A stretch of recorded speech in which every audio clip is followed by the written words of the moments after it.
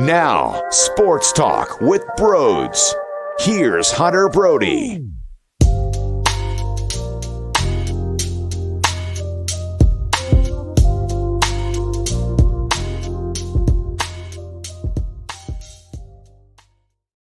Shutout again. I'm watching another shutout where their offense can't produce a damn thing.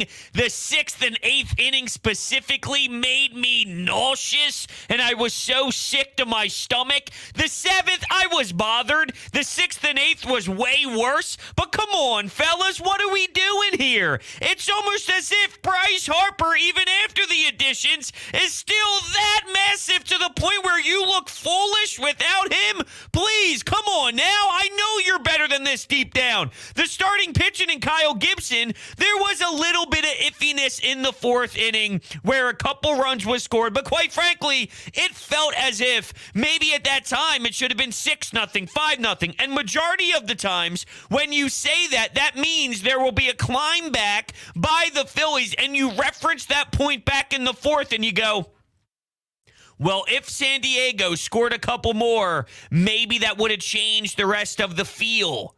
Well, because Kyle Gibson only stopped them from scoring only 2 runs, that kept the dog into the fight. But how do you fail with those late game situations? 8th inning, 7th inning, 6th inning. Please, you're better than this. You Darvish was locked in. He was focused, and don't get me wrong, he was definitely a force on the bump. But still, all around, and obviously, you talk about deeper in the ball game, you gotta execute. You have to perform. So, the 6th inning, Rhys Hoskins gets a single. Alec Boehm gets a single. It's 1st and 3rd, and you have Schwarber up. He's all frustrated because the 0-1 pitch becomes an outside part of the plate pitch that was clearly not a strike. It becomes 0-2. It should have been 1-1 in that moment. Instead, it's 0-2. Then Schwarber gets all upset. It looked like when you listen to him, he's screaming about time, and there was a situation where maybe he wanted time and he didn't get it, or, there was clearly some sort of frustration involved in what was happening on the mound, and then that lost his cool. He ends up striking out. He was too bothered by his emotions for that moment, and it completely took him out of it mentally. Now, don't get me wrong. Falling down 0-2 when it should be 1-1 is a massive difference in the at-bat. It's a massive difference in the approach as a pitcher and as an approach for the hitter, too. But he got carried away and kind of let himself be taken away out of the entire moment just because his emotions got the best of him. Then after that, Nick Castellanos gets an out too. So the middle of your lineup, the middle of your batting order that you're supposed to desperately lean on to produce after Boehm gets a 1st and 3rd situation. And come on, you failed it. Then in the 8th inning, Stott singles. Hoskins pops up to foul territory to first base. Alec Boehm strikes out. And then Schwarber gets a single. It's 1st and 3rd. 1st and 3rd again for Nick Castellanos. And he did not accomplish the goal. So Castellanos goes 0 for 4. JT Realmuto goes 0 for 4. And I'm not that worried about Castellanos. I'm not worried about a lot of these guys, to be fair. My biggest concern really is just Bryce Harper's health, because I thought at some point he would play in the San Diego Padres series. Not that it's his fault, because it's not his fault at all. But I wonder, where is he going to be when it comes to this Dodgers series over the weekend? Will he be available for Friday? The last we heard, Joe Girardi said he won't know until about 4 hours before the game. Well, he is night and day a difference maker, carrying the load like he did last season, yet he now needs to do it again with the additions, and that makes me upset. I would have expected the crew to be able to hold the fort down a little bit better than they have without him available. I'm not saying they're a World Series team, all right, there's some elite juggernaut all around, but come on now, you got to do more than what you're doing. You can't look this sluggish. How come it's always 9 runs or 0 runs? Shut out twice in a 3-game set when you're at home at Citizens Bank Park and your pitchers kept you involved? Going back to Kyle Gibson, the way he was throwing, he worked hard in the 1st inning, got out of it without any runs scored. 4th, a little murky, a little bit but only 2 runs. The rest of the way, He got a bunch of strikeouts. The slider was moving fantastic. I thought there was good bite on the slider. And then you look at the bullpen. Everyone did a good job. I mean, come on now. Sir Anthony, Brad Hand, Bilotti. How about Brogdon? You want your positive of the day. You want your, okay, let's look at a nice moment that should get you excited. That's back-to-back how do you do's for Connor Brogdon. That seems for him to be trending in the right direction. And that's massive. That's massive big time for your pen. I'm not putting all my eggs in the Connor Brogdon basket. I expect him to be better than he put on display earlier in this season and also what happened in spring training. So I expect him to be a body that you can use for sure, where before, I don't know if that was the case. He was an unusable piece. Now he seems to have a little bit more momentum, which is great. But I'm not going to focus in on that. That's more of the side story and the something that you highlight for a 5 to 10 second span just to bring up that, hey, there's something there with Connor Brogdon. Okay, back to reality, which is this is extremely negative for them to be looking this way and so damn flat. The seventh that I skipped over, it wasn't as powerful of a moment of a missed chance, but Odubel gets on first with one out and Camargo and Stubbs is in there and they don't move him along whatsoever, and he just stays there, and that's how that seventh ended. But with Odubel getting on first with one out, you think maybe you can do a little bit of something. But that's where we are right now with Stubbs in the lineup with, and it's an afternoon game, so I'm not bashing the fact that he's playing. These are the moments where he does play. I'm just saying, you see the difference without Bryce Harper and with JT Realmuto struggling big time, taking up that DH spot.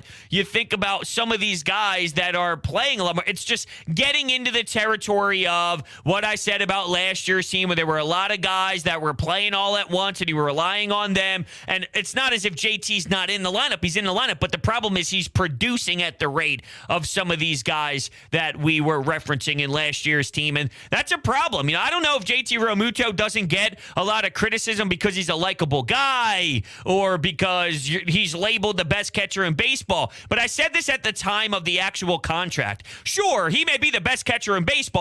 There's no good catchers. That's a problem. It's not as if there's a billion phenomenal catchers and JT Realmuto's the best. I like JT Realmuto, but you can't just be satisfied. This was a hot topic today around Sports Talk Radio and 97.5 The Fanatic, and Tobias Harris is a likable guy. How come it's not reciprocated the same exact way? And I even heard callers try and justify he's elite with his pop time. He's elite with framing pitches. And I mean, look, there's been heavy criticism on him about calling games, even though I don't crush him as heavily as others do. My point is, in baseball, you got to be way sharper than just he's an elite defender, okay? I mean, that's foolish to think that you get paid as much money as JT Realmuto gets paid, and we're not supposed to expect and demand more at the dish at all. Look, you need to provide a lot more offensively. He stinks right now at the plate, and he stunk last year. We chalked it up that he's injured, and once he gets healthy again, he should be able to shine in that department. But he has failed miserably. He deserves a ton of blame. He got a big-time contract, and this is not okay. I'm not supposed to be satisfied with what he's doing behind the plate and say, oh, it's okay. Did we do that for Ben Simmons? No. Are we doing that with Matisse Thybulle? No. Because in sports, you can't tell me that it's okay just to be good in one area and then just completely disregard another. JT Realmuto deserves intense criticism, the same amount as Kyle Schwarber, the same amount as Rhys Hoskins when he does poorly, and I'm getting baffled by the responses on social media. When I tweet out there, it's not that I'm thrilled with the situation, but I'm kind of not hating Rhys leading off due to where this roster currently is. He went 2 for 4 today. 2 hits leading off. Since LA, he's actually been okay leading off. You've gotten decent action out of your leadoff spot with Rhys in there. And I got old school dopes tweeting at me, it's a horrible decision. Joe's an idiot. You need someone with speed who can steal bases where you can manufacture runs. I quote tweet it and go, dude, what year are you in? What year is it right now? Do you watch baseball? What do you think this is? We need Jimmy Rollins. Oh, okay. Right. We need Jimmy Rollins. Right. I would love Jimmy Rollins. Look at this team. Look at where they are. Look at the level of play that Rhys Hoskins has given us since LA in that leadoff spot at the top of the lineup. And then tell me again that this has been a disaster. Now, for now, I like it. It could turn into a terrible spot where he looks overwhelmed and he looks overmatched and he's striking out a lot and he's missing pitches. That's called baseball, and guys do that all throughout the lineup. Schwarber does it leading off. Schwarber does it hitting third. Schwarber does it hitting sixth. I mean, guys do it all around, so it's not just a leadoff thing. But as for right now, that's your complaint. You're sitting here tonight after watching this game and you're screaming about the leadoff position as if that was your number one problem and why you got boned here. Not boned as if someone screwed you over, but I'm just saying you looked pathetic, you looked lethargic, you looked bad in a lot of areas. While JT goes 0 for 4 and Castellanos, I don't want to ridicule him to an insane level because he's been there for you more times than he hasn't, but you're 4 and you're 5 and these guys are going 0 for 4. That's more where your focus should be today instead of a prototypical leadoff guy. I had people screaming for Roman Quinn. You don't watch baseball. That's it. You don't watch baseball. That's okay. You don't have to watch baseball, but don't try and teach me or tell me what should and shouldn't be done if your response to me saying I don't mind Rhys Hoskins leading off in parentheses for now with some sort of Roman Quinn speed conversation because you're an absolute fool. By the way, looking around the division, there was news today that Max Scherzer is injured and he's going to be missing a significant amount of time. I don't want to see that with any competitor. I want Jacob deGrom out there. I want Max Scherzer in the starting rotation. I want guys to be able to be available and perform for their teams because there's too much work and dedication involved for you to miss time due to injuries. I want to see the best athletes in the world performing their craft. But there is a side of this that while Steve Cohen is willing to throw a lot of money around, and that was what all the excitement was about in New York, and reasonably so, there was a fear that based off of the track record of Jacob deGrom and the track record of a dead arm for Max Scherzer and where he's at in his career, that it could come with a risk. And that risk would be, how healthy can they stay? And losing your top two dogs, that's a big time loss. So what does that mean for the Mets? You got to demand others to step up. You got to look around and see what you can do. And you got to see if that offense with some of these guys can deliver when that time is needed throughout that window. But here's a chance. The reason I bring that up is here's a chance for the Phillies to do something about it. I don't want guys to be injured, but that's part of the game. And now that your division rival with a big lead is dealing with those issues, you can't be getting shut out twice in 3 games. And the Dodgers on a nice little ride since you last saw them. I believe they're on a nice little win streak here. Let's look it up to be specific. If you go to the Dodgers and their last little run, they played the Diamondbacks and swept them in a 3-game set. In a 4-game set, and they beat the Phillies on that final game of their 4-game set. So they won the final game against the Phillies and then won 4 straight against the Diamondbacks.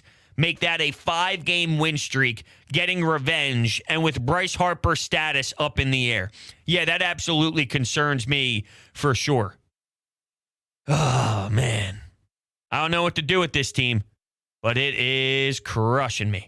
All right, we're going to go to the phones in just 1 minute. First, we have a new partner here, and it's one that we've been wanting for a long time now, Freestone Farm CBD. It's my favorite CBD brand because they farm it themselves with all organic inputs, and they offer only the highest quality genetics in their strains. I've tried a lot of different brands, but honestly, Freestone Farm CBD has been amazing for me. I personally like using it after working out and before going to bed. It has helped me out tremendously. What's even more exciting, our friends at Freestone Farm just unveiled an all-new strain menu with some awesome CBD at really reasonable prices. Just check out their tropical tasting Bayox that clocks in at 24.1% CBD. All their premium hemp flower is grown on their Garden State farm with all organic inputs and IPM. Absolutely nothing synthetic from farm to jar. On top of that, use code BROADS for 20% off at checkout at freestonefarmcbd.com. The link is down below in the description. I can't believe I'm seeing people in the chat say they like Roman Quinn. Roman Quinn is the worst baseball player in the history of baseball, ever.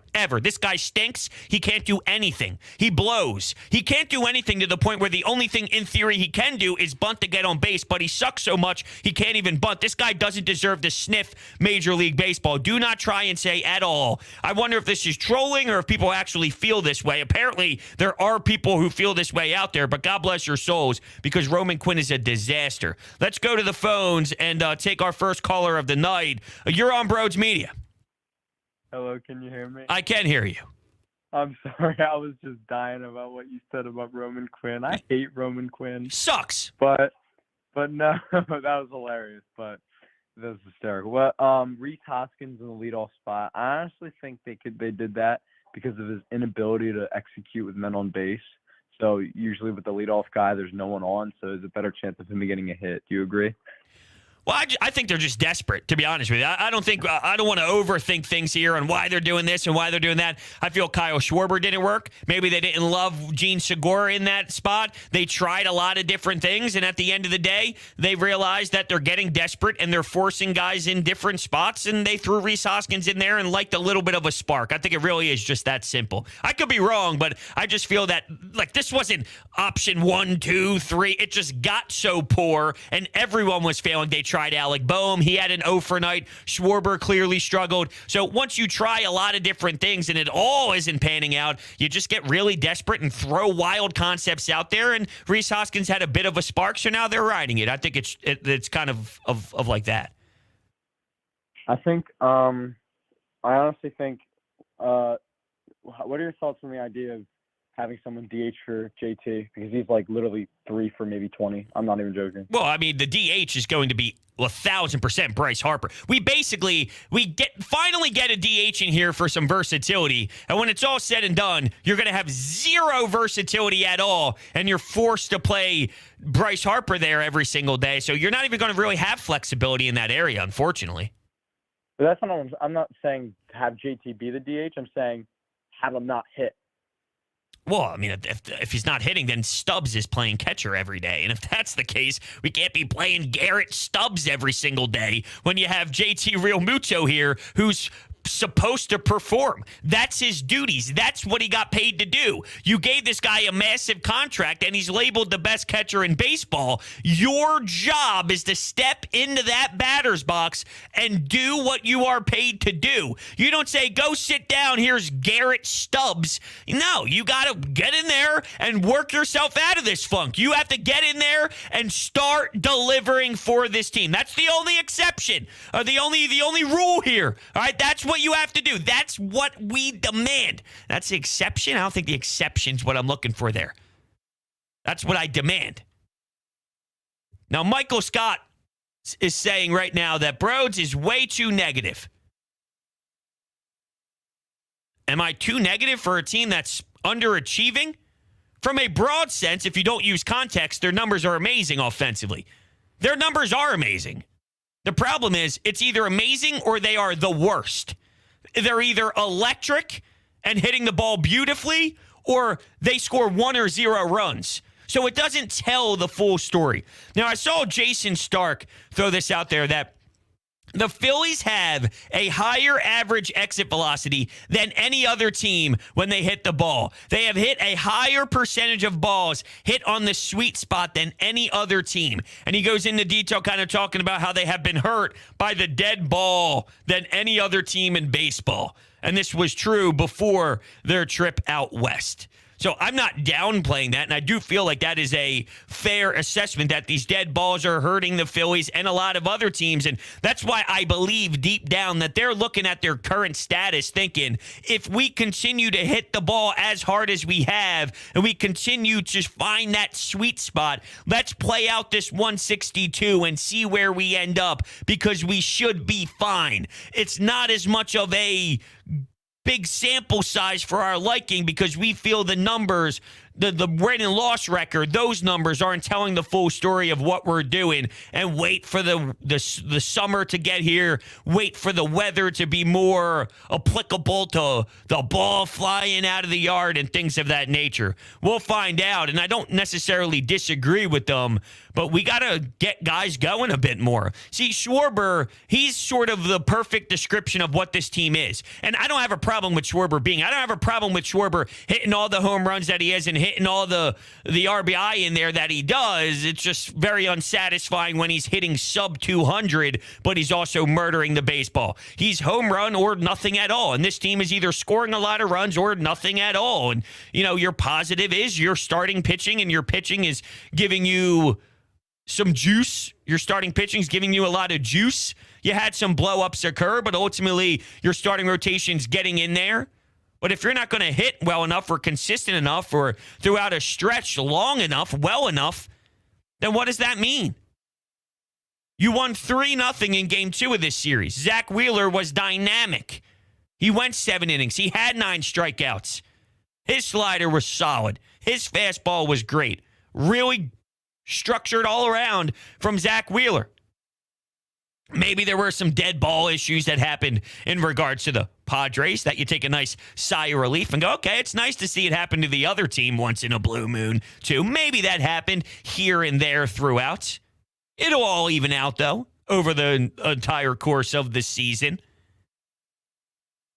But you won that game because of how electric you were on the mound. That's only going to get you so far. You got to get more across the damn plate. And when you have these golden chances in the 6th and in the 8th inning, when it was dull and when there was lifeless action going on, who's going to step up and give the team some life? Who's going to bring that energy when needed? Okay, so we find a way to sneak away with one. Maybe that's the storyline. But can someone do it, please? There was a game a few games back where I referenced your 2 new additions being the guys that you counted on in a big moment. Well, they failed miserably in this one. That's for sure. Let's go back to the phones and go to Amadeo. What's going on, Amadeo? It's funny that you brought up the dead ball statement again, because I forget where I saw this. I think it was in a YouTube video that they were discussing about the baseballs this year, that they brought up a specific article about the Phillies playing in Los Angeles, and the report being that the balls in Los Angeles might be more juiced than some of the other balls used around Major League ballparks, which was a weird scenario, hence all the runs that were being scored in that series. That was just something that sparked in my mind when you said that.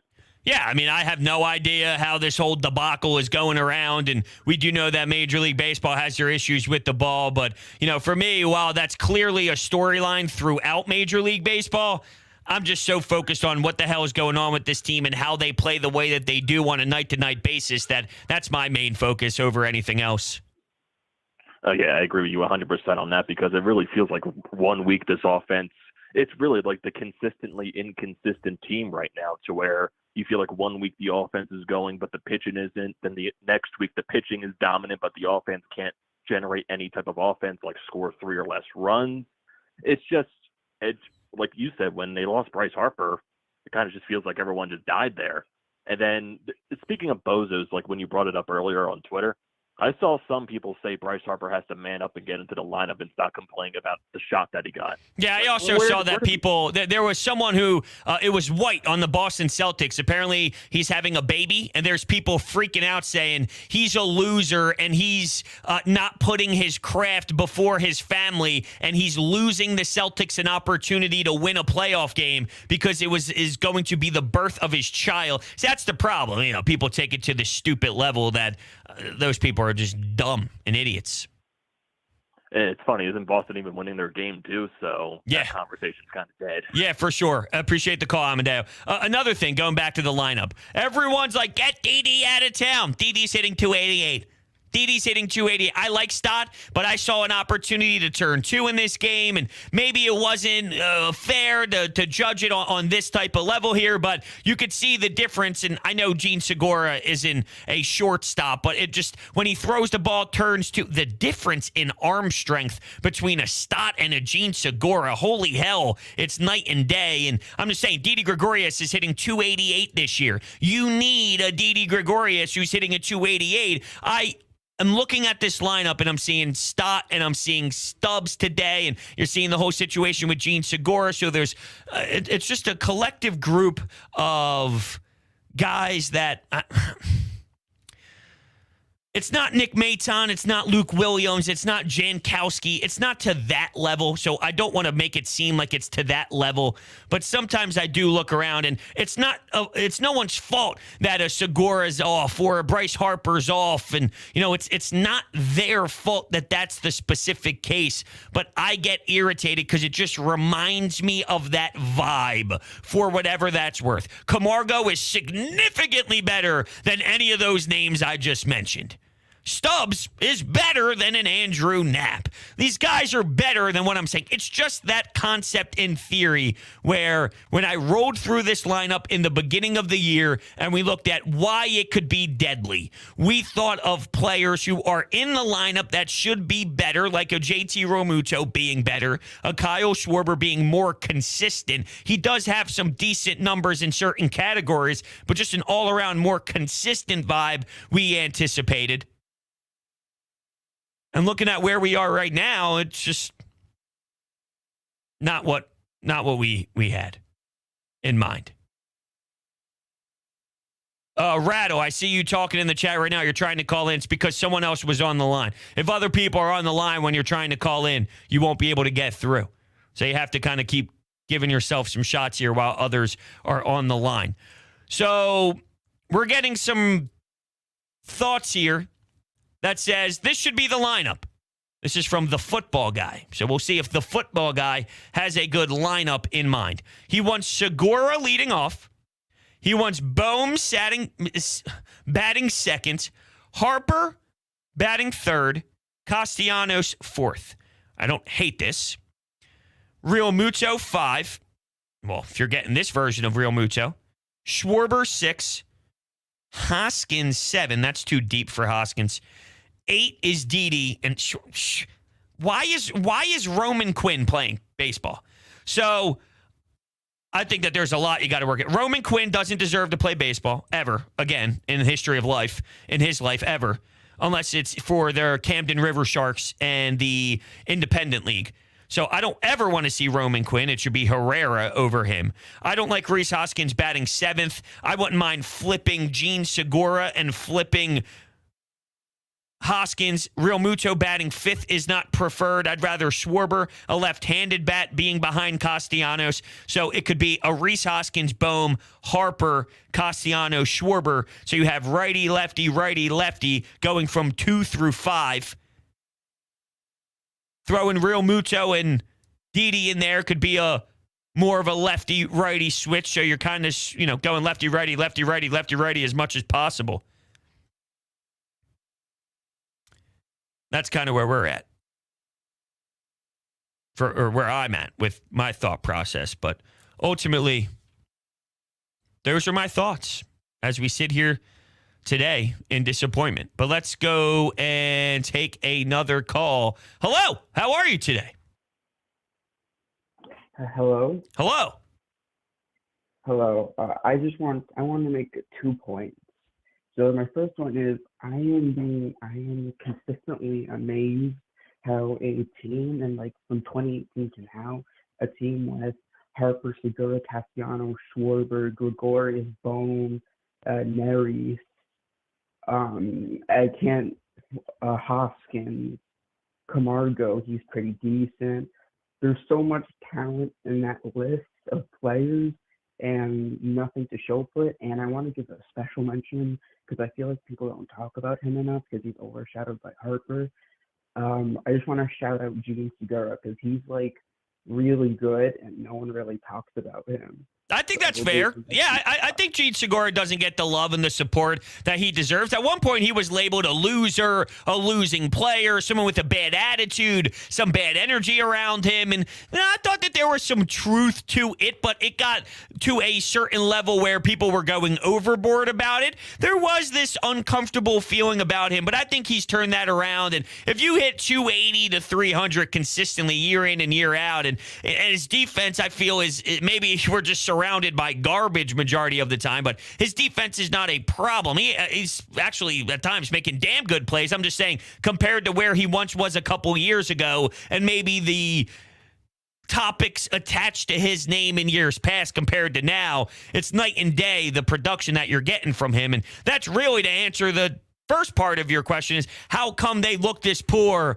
when you run down the lineup on paper and when you name the guys that are playing for the Phillies this season? Why is it the way that it is? It's because it's not as if those names are contributing to the level that you need them to. It's sort of like with Doc Rivers. What do we say? The name pops more than the actual result that you're getting. Right now, the names of some of these guys that you're saying pop more than the consistency of the damage that they are doing, or the lack thereof that we're getting at times. It's up and down. It's all over the map. That's why they are under 500 and sitting where they're at in the standings. Another part of this is they have had one of the toughest schedules in all of baseball to start the season off. So while you're labeling a lot of these names that should have some high value to them and should be getting more hits and scoring more runs, you're facing teams that have very solid